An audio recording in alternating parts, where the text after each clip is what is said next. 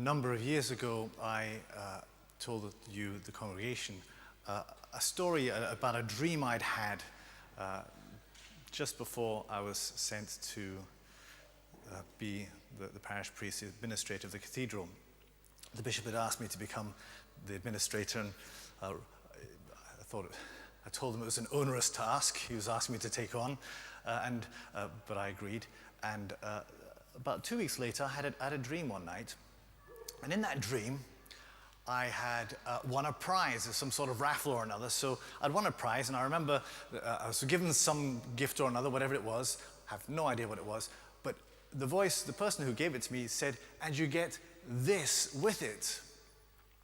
And I looked out to see what this was, and I could see a bay. You know the harbor bays? You get these big harbor bays where all the boats kind of are on the edge and are moored up against in these bays, yes? So there was a harbor bay, and there was lots of ships around the bay, and all of the ships were derelict. And there was one ship that was in the middle of the bay, a cargo ship that was on its side in the water. And the voice was saying, "And you get that with it." And I was kind of thinking, like, what? I'm trying to look at the prize and see, is this real? And I couldn't see the numbers, and and I was thinking, how the heck am I supposed to get that going? You know, it's going to cost thousands of pounds, millions, really. But the voice said, "It's okay, you'll do it, you'll manage." The next thing in the dream, I see I'm on the harbor, beside the harbor, and there's a large ship. It's in the shape of a battleship. It looks like a World War II battleship, except it's got no guns. And it's moored up in the harbor, and it's pointing out towards the harbor entrance, out to sea. But it's moored up, there's nobody around. It's looking like it needs a bit of work, it's a bit rusted, but it's there, ready to go out into the ocean. And then the third part of the dream, I see that same ship out in the deep, in the high seas. And the deck of the ship is packed full of people. And the top deck is packed full of people because every other deck is packed full of people. And in the sea, there are people holding on to bits of wood with life rafts that are screaming and shouting for help. And the people on the top deck in the high seas are reaching over the side and pulling people aboard the ship.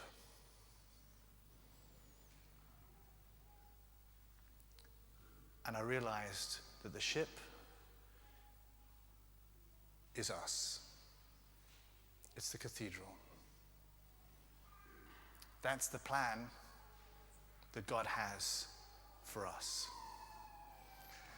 And I'm giving this story because I'm reading the gospel. I'm thinking, boy, there's a lot of similarities there.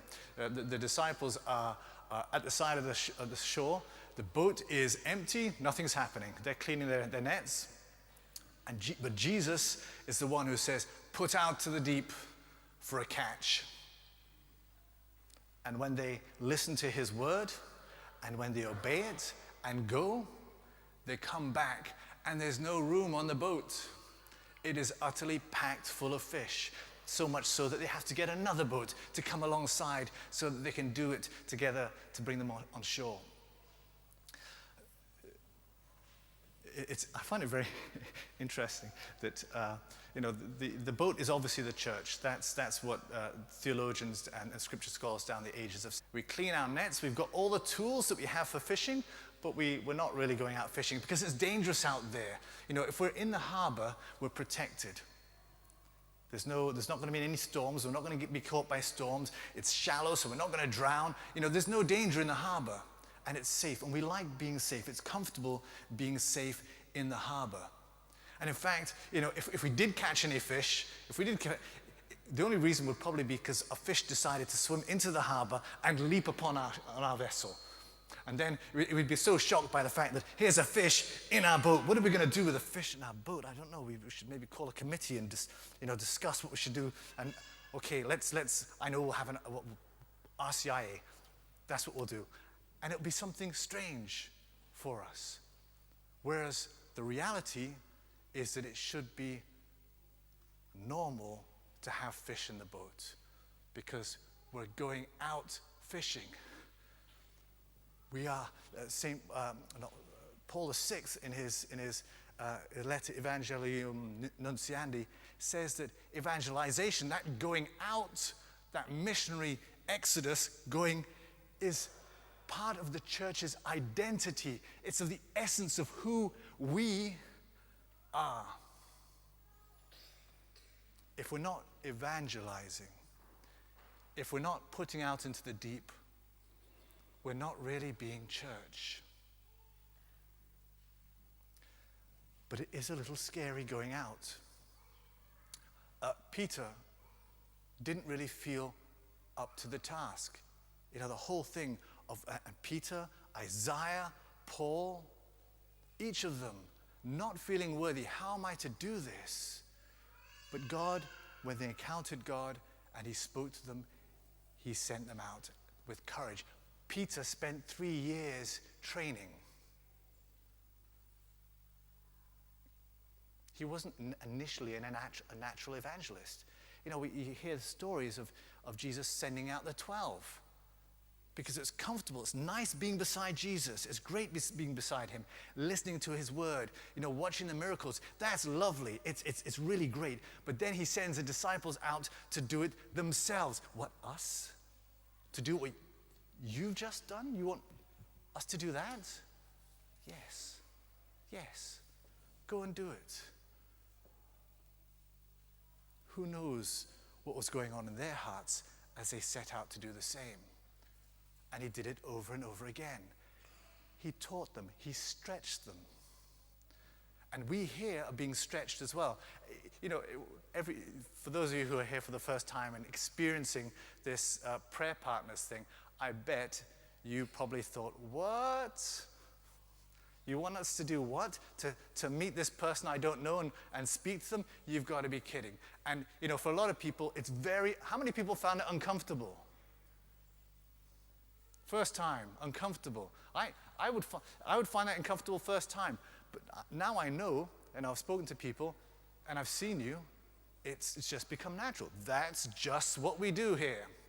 The first time, you're really pushing me out of my comfort zone. Now, it's okay. That's just what we do.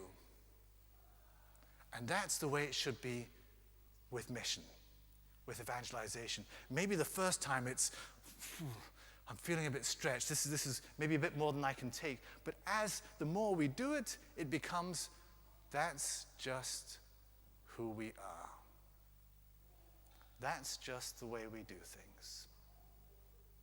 No sweat, no stress, because that's who we are. We're Christians, and we have been called and sent out.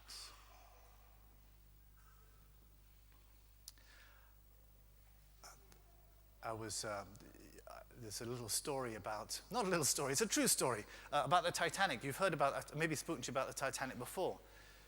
When the Titanic sunk, 18 of the lifeboats were used. They had 172 spare seats in those 18 lifeboats.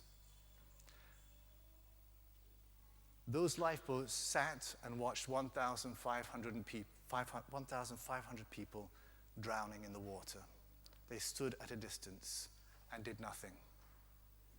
Eventually, 2 boats remembered what they were there for. They were lifeboats to save people. And 2 boats went out. They saved 9 people, 3 of whom later died of hypothermia. We have been called and sent out as lifeboats. Now, that's nice. I'm not teaching you anything new. You've heard that probably from me many times before, and the bishop as well. Father, that's nice. That's great.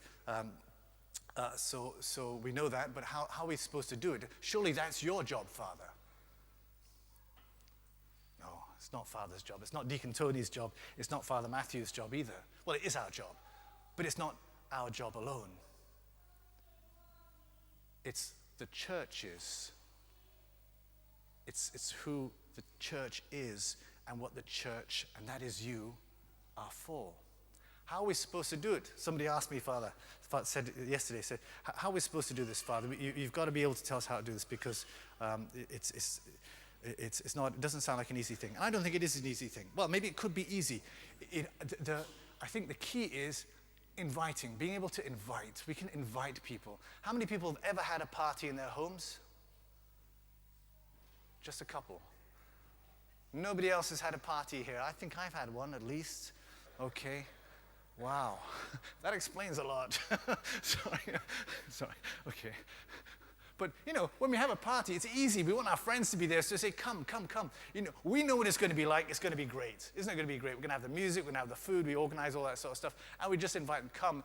I'd really love to have you at my party. So, and we invite them there, and we know what it's going to be like. And so we need things in the church that we can invite people to. Really, we do.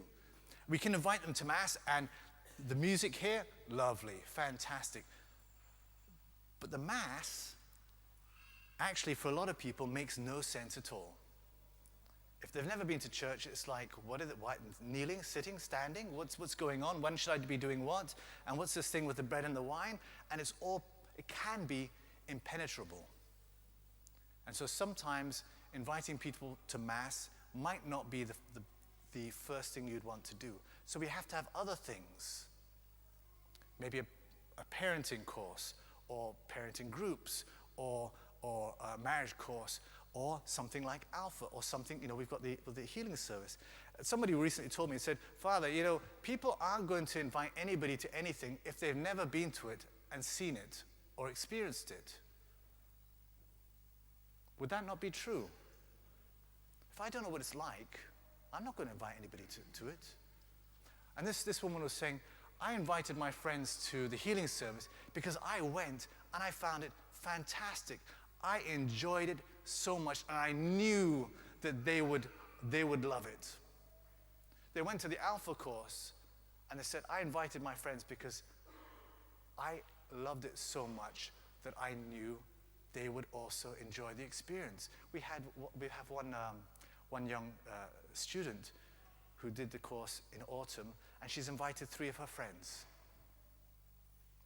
Why did she invite 3 of her friends? Obviously, she enjoyed the experience and knew they would too.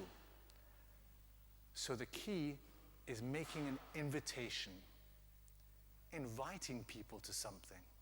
And if you've never been to it, perhaps go yourself. Experience it first, so then you can say to them, come, I've been to this.